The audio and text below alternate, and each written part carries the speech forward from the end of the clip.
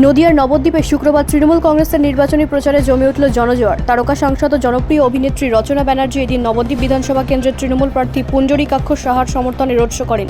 তিনি প্রথমে নবদ্বীপ মহাপ্রভুর জন্মস্থান মন্দিরে পুজো দিয়ে দিনের কর্মসূচি শুরু করেন। ধর্মীয় আচার পালনের পরেই শুরু হয় তার রোড শো, যা শহরের বিভিন্ন গুরুত্বপূর্ণ রাস্তা প্রদক্ষিণ করে। প্রার্থী পুঞ্জরিকাক্ষ সাহা সহ ওয়াইফাই কর্মী সমর্থন নিয়ে রোড শো করেন এদিন।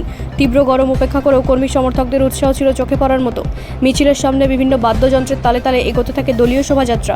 পাশাপাশি রাস্তার দুধারে ভিড় জমায় সাধারণ মানুষ, যারা প্রিয় দিদি নাম্বার ওয়ানের দিদি রচনা ব্যানার্জিকে এক ঝলক চোখে দেখার জন্য অপেক্ষা করছিল। স্থানীয় সূত্রে জানা যায়, রচনা ব্যানার্জির উপস্থিতি প্রচারে নতুন মাত্রা যোগ করেছে এবং তৃণমূল কর্মীদের মধ্যে বাড়তি উদ্দীপনা সৃষ্টি করেছে। নির্বাচনের মুখে এই ধরনের জনসংযোগ কর্মসূচি যে ভোটের লড়াইকে আরও তীব্র করে তুলেছে তা স্পষ্ট।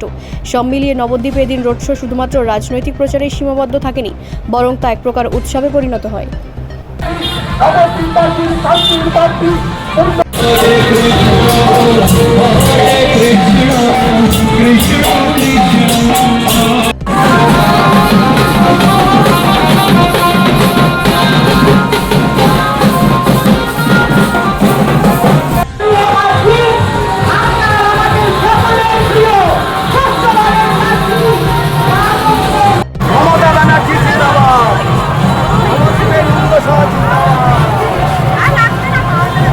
ব্যুরো রিপোর্ট, রাষ্ট্রীয় প্রসার বাংলা।